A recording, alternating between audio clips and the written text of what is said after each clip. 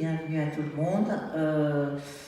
Je vais donner quelques précisions sur peut-être le nombre d'œuvres, la manière dont on a un peu sélectionné, mais Luc étant présent, je lui laisserai parler du choix du titre et de la sélection qu'on a choisie. On a un dessin pas présenté des œuvres qui avaient été déjà montrées à la Biennale de Venise lorsqu'il avait le pavillon, qui était sur un sujet plus spécifique autour de la question du colonialisme. Et un dessin, on est parti de la création la plus récente, qui est à peu près les 2/3 de l'exposition. Toutes les œuvres qui ont été créées par Luc ces 3 dernières années étaient destinées au Palazzo. Et on n'a pas du tout fait un parcours chronologique, puisque la question de fond était beaucoup plus ce qui se passe entre les œuvres,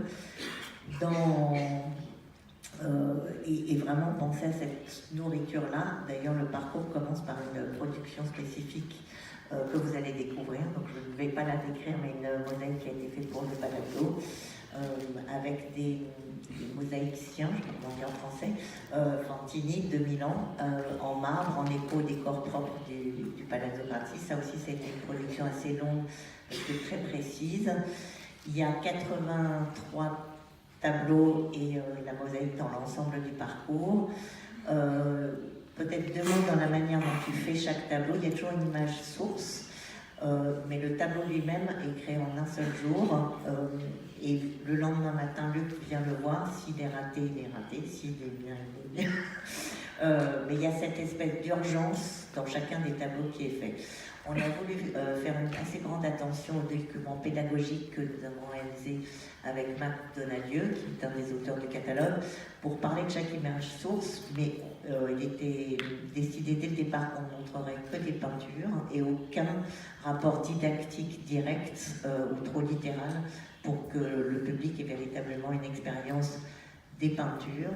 Il y a bien sûr certaines peintures plus historiques et plus iconiques, mais on voit également, ça aussi c'est la générosité de Luc, la confrontation entre un rapport à une image peinte de façon plus directe et les tableaux plus récents qui me semblent plus fluides, avec toute cette question de vrai ou faux de ce que nous montre l'image, une déconstruction de l'image.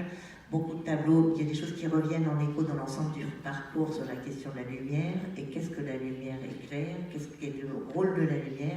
Est-ce qu'on peut être au contraire rendu aveugle par la lumière?